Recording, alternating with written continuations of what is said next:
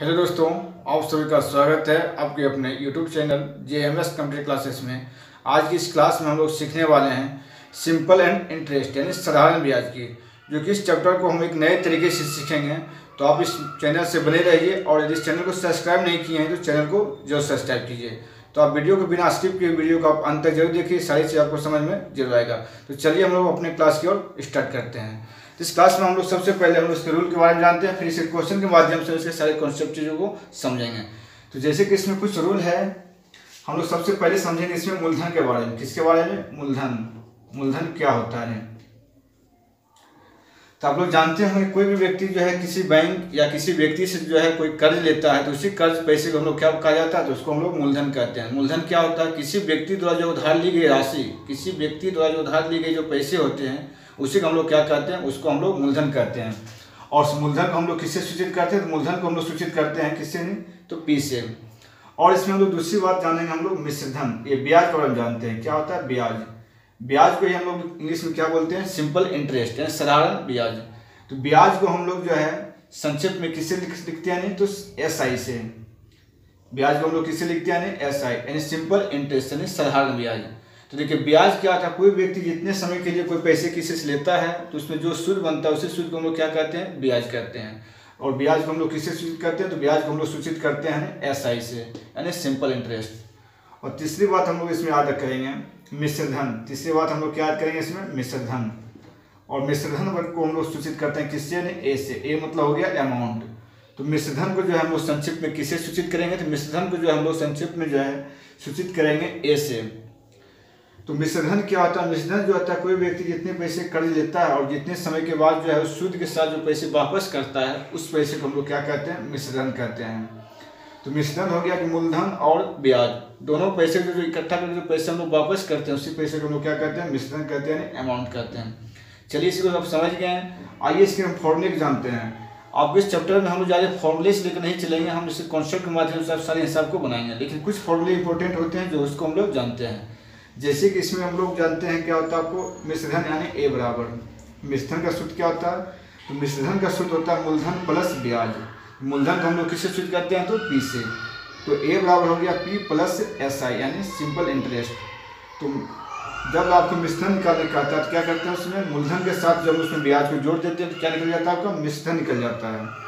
और यदि आपको ब्याज निकालने का है तो क्या करेंगे? यदि P को P इधर प्लस में इधर ले आएगा तो क्या होगा? माइनस में हो जाएगा। तो इसलिए जो है आपका ब्याज SI का सूत्र क्या बन जाएगा? नहीं तो SI का सूत्र हो जाएगा आपको A माइनस P यानी मिश्रधन माइनस मूलधन।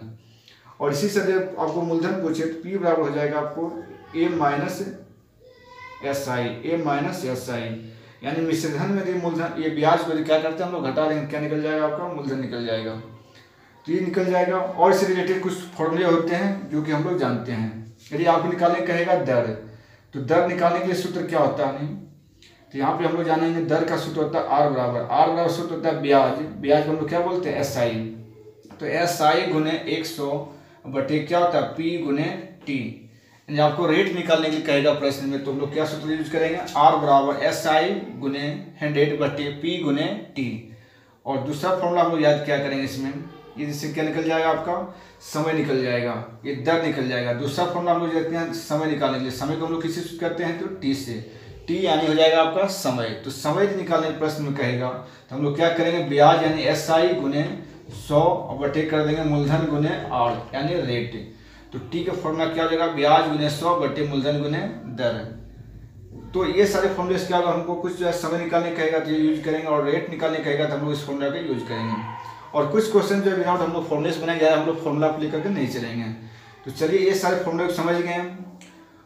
और यदि हम लोग जो प्रश्न बनाएंगे वो हम लोग कुछ नई तरीके से बनाएंगे। इस चैप्टर को हम लोग कुछ जो है आपके कुछ अलग ढंग से हम लोग पढ़ेंगे। जैसे कि इसमें आपको निकालने कहेगा ब्याज, तो ब्याज निकालने का हम लोग सूत्र क्या जानते हैं? मूलधन गुने समय गुने दर बटे 100।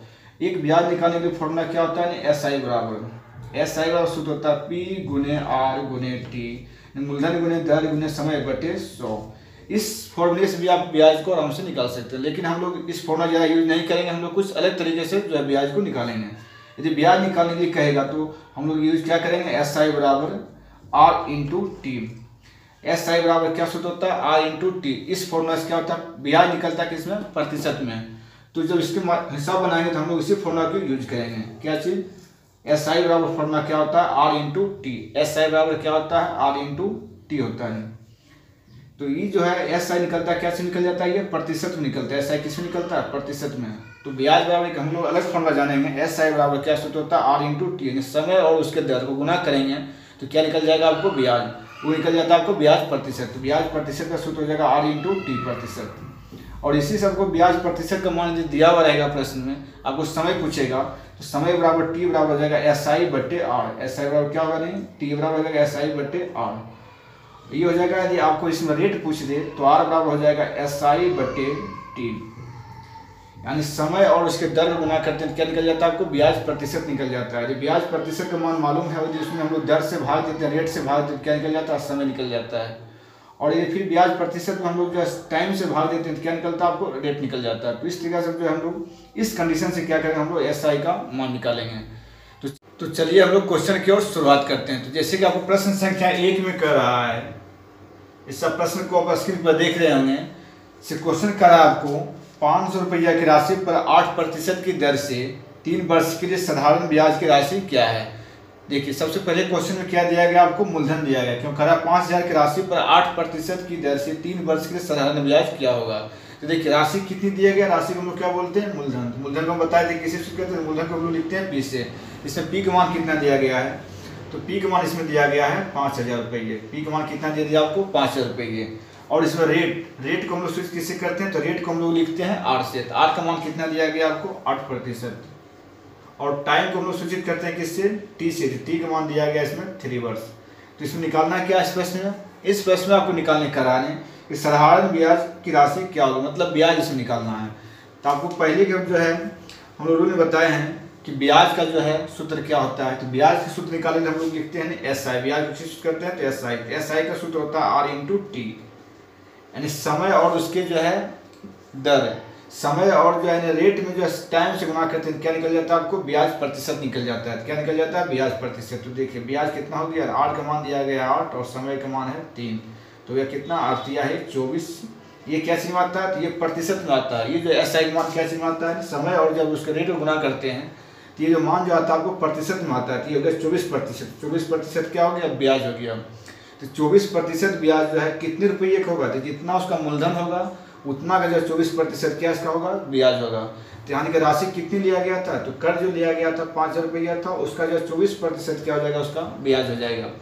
तो कहता है इसके जो है एस आई मतलब जो राशि कितनी है, तो यहाँ पे जो हो जाएगा उसका ब्याज कितना हो जाएगा? मूलधन दिया गया है 5000, तो 5000 में क्या करेंगे? 24% को मल्टीप्लाई करेंगे। तो देखिए 5000 का 24%, तो 5000 का 24% क्या होता है? प्रतिशत से सबसे पहले 2 जीरो कैंसिल हो जाएगा।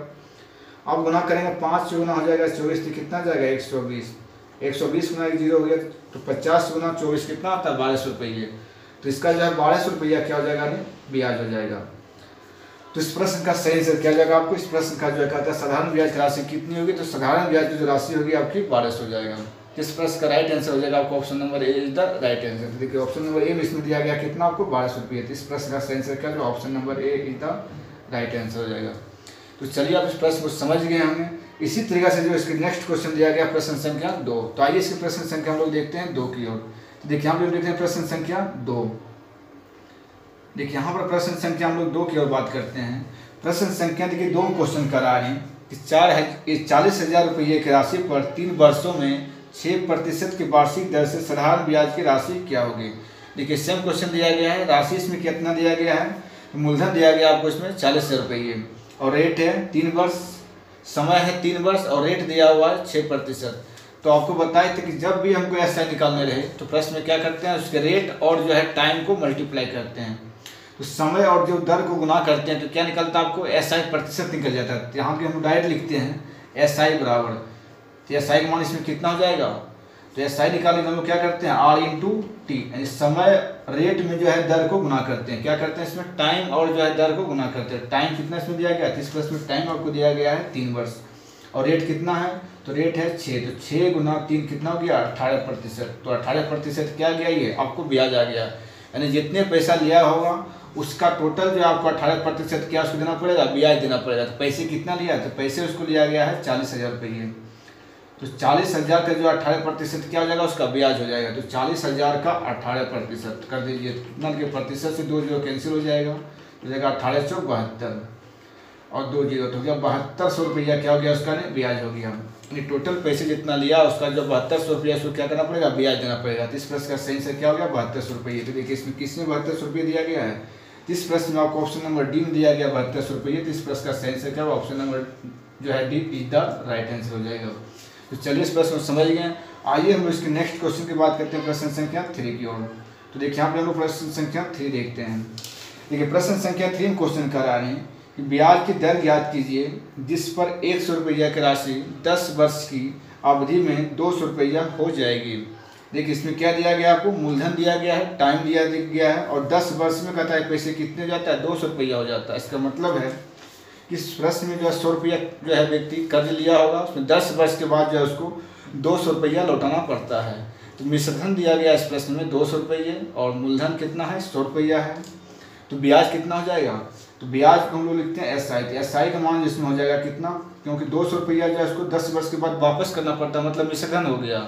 और 100 रुपया क्या लिया था, वो कर्ज लिया था, मूलधन हो गया 100।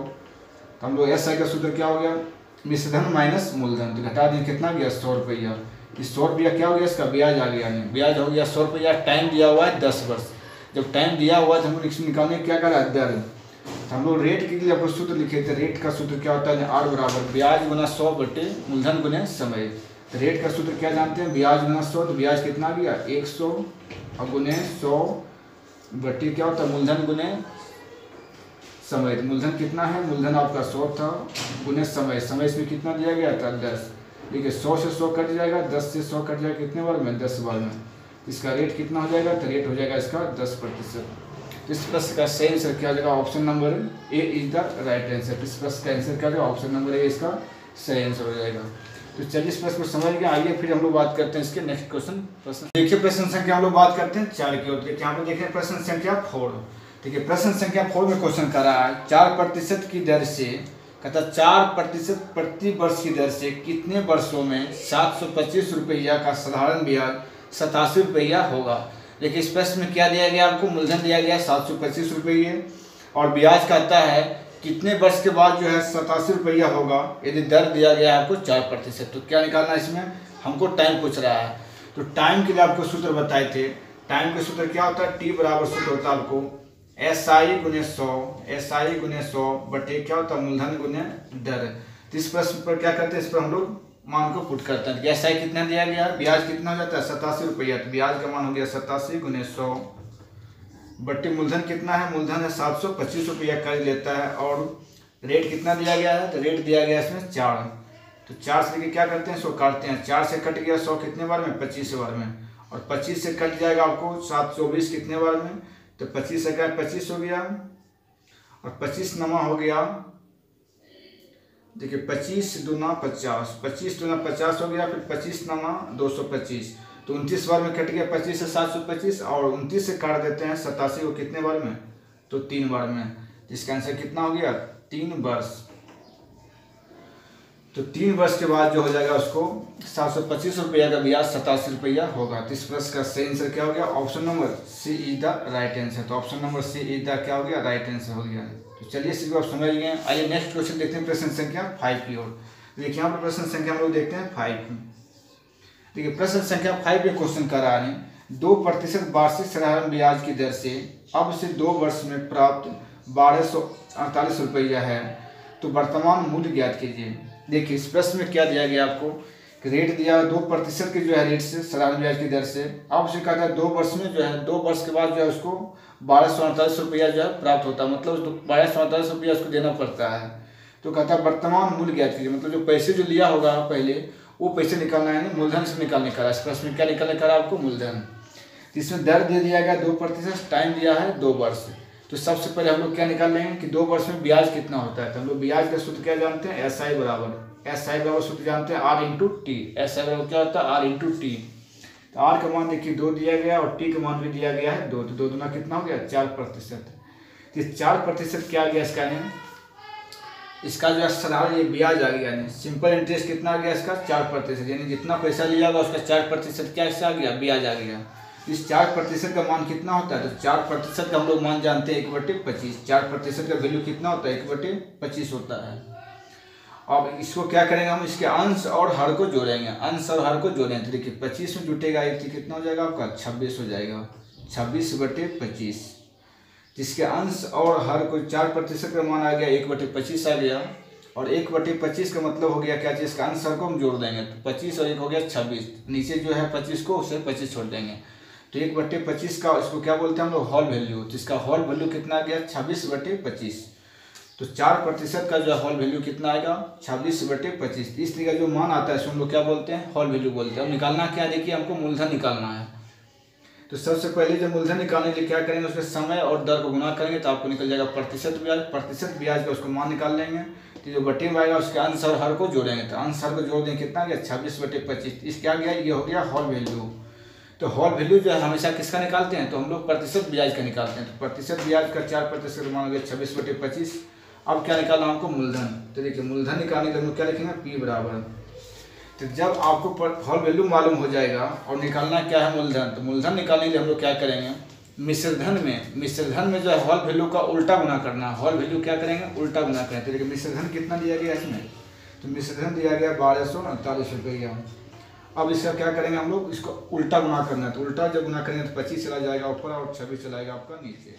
अब क्या कीजिए, जब इसको हम लोग क्या करते हैं, इसको हम लोग काटते हैं। देखिए काटिएगा, 26 से काटिएगा 1249 कितने बार में कट जाएगा, ये 48 बार में कट जाएगा। तो देखिए 48 × 25, 48 और जो है 25 को हम लोग मल्टीप्लाई करेंगे कितना जाएगा, आपको गुना कीजिएगा तो ये आपको आ जाएगा 4 × 8 × 40 का 0 हो गया, बाकी 4 8 × 16, 16 और हो गया 20, 16 20 कितना हो गया 36, और 36 4 हो जाएगा आपका 40, 40 का 4 40 का 0 हो गया, बाकी 4 हो गया और 4 × 8, 8 और 4 हो गया 12। तो इसका कितना मान हो गया 1200।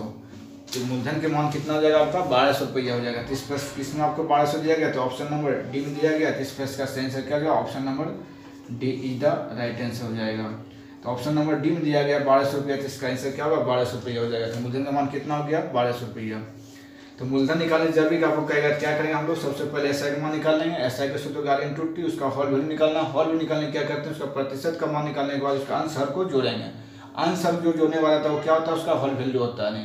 अगर मूलधन निकालने का आता है तो क्या करेंगे, हॉल वैल्यू का उल्टा गुना कर देंगे हम लोग मिश्रधन में। तो क्या करेंगे, मिश्रधन 1248 में गुना करेंगे इसका उल्टा से। 26 से कट गया 48 बार में, 48 में 25 कितना गया 1200। तो इसका मूलधन मान कितना हो गया 1200 हो गया। यदि आपको प्रश्न में मिश्रधन पूछता नहीं और मूलधन दिया जाता तो क्या करते हैं, इस हॉल वैल्यू को हम लोग सीधा गुना करते हैं मूलधन के साथ, तो क्या निकल जाता है आपका मिश्रधन निकल जाता है। तो चलिए हम लोग नेक्स्ट क्वेश्चन में उस सभी क्वेश्चन को हम लोग देखेंगे। आइए नेक्स्ट क्वेश्चन बात करते हैं प्रश्न संख्या 6। तो देखिए यहाँ पर हम प्रश्न संख्या 6 की बात करते हैं।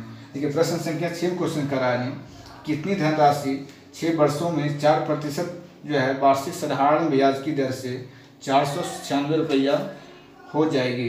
तो देखिए कितनी धनराशि 6 वर्ष में 4% वार्षिक साधारण ब्याज की दर से कहता है 496 रुपया हो जाएगा। इसमें भी क्या निकालना आपको, मूलधन निकालना। क्या निकालना मूलधन, क्योंकि दिया हुआ समय दिया 6 वर्ष और दर दिया है 4%। कहता 6 जो है वर्ष में 4% साधारण ब्याज की दर से वो पैसे जो है 496 रुपया हो जाता है। मतलब 496 रुपया इसको 4 वर्ष के बाद क्या करना है हमको वापस करना है। कितने वर्ष के बाद, 6 वर्ष के बाद। तो इसमें टाइम कितना दिया है 6 है और दर दिया गया है 4। तो सबसे पहले हम लोग क्या निकालेंगे, इसमें एसआई निकालेंगे। तो एसआई का सूत्र क्या होता है R/T। एसआई प्रतिशत ब्याज का पहले हम मान निकालते हैं। प्रतिशत ब्याज का सूत्र हो गया R/T। तो देखिए R का मान कितना है 4 है और T का मान 6 है, तो हो गया कितना 6 × 24। तो 24 क्या चीज में आ गया, प्रतिशत में आ गया। तो एसआई का मान कितना आ गया 2400 रुपया। टोटल पैसा का 2400 रुपया क्या इसका ब्याज होगा। अब 24% का वैल्यू कितना होता है, 24% का वैल्यू हो जाता है आपका 6/25। 24% का मान कितना होता है, 24% का मान होता है आपको 6/25। अब इसको क्या करते हैं, इसके अंश हर को जोड़ेंगे। इसका अंश हर को जोड़िएगा तो 25 जोड़ 6 कितना हो जाएगा आपको 31। तो 31 बटे हो गया 25। तो 31/25 क्या आ गया, इसका हॉल वैल्यू आ गया। अब बताया जब हमको मूलधन निकालने का आता है प्रश्न में तो हॉल वैल्यू क्या करते हैं, उल्टा गुना करते हैं किसके साथ, मिश्रधन के साथ। तो मिश्रधन इसमें दिया है कहता है 496 रुपया हो जाता है। मतलब मिश्रधन कितना 496। निकालना क्या मूलधन। मूलधन P बराबर क्या करेंगे, मिश्रधन आपको 496 है उसका हम लोग क्या करें, इसका अपोजिट गुना कीजिए, उल्टा गुना कीजिए। तो 25 चला जाएगा ऊपर और 31 चला जाएगा नीचे। अब हम लोग क्या करेंगे, 31 से भाग देंगे 96 में, कितने बार में कट जाएगा, देखिए इससे इसमें भाग दीजिएगा तो ये कट जाएगा आपको 1 और कितना जाएगा 16 बार में कट जाएगा। कितने बार में कट जाएगा ये 16 बार में। तो अब देखिए इसको हम लोग क्या करेंगे, 16 गुना कर देंगे 25, तो 16 गुना 25 कीजिएगा तो कितना जाएगा, नहीं 125 30 का 0 हो जाएगा, 14 12 हो जाएगा, 12 5 17, 12 5 हो जाएगा 17 और 17 3 हो जाएगा आपको 20, बाकी 2 हो गया, 2 इकाई 2 2 और 2 कितना हो गया 400। इसका जो है मूलधन कितना हो जाएगा, तो मूलधन हो जाएगा आपका 400 रुपया। तो देखिए किस ऑप्शन में 400 रुपया दिया गया, तो इसका ऑप्शन नंबर सी में दिया गया है। इस प्रश्न का सही आंसर क्या होगा, option number C is the right answer हो जाएगा। तो चलिए अब इस तरीके से क्या करेंगे, हम लोग मूलधन को आसानी से निकाल सकते हैं। तो चलिए दोस्तों आज की क्लास को हम लोग यहीं पे रखते हैं, फिर हम लोग मिलते हैं आपके नेक्स्ट वीडियो में।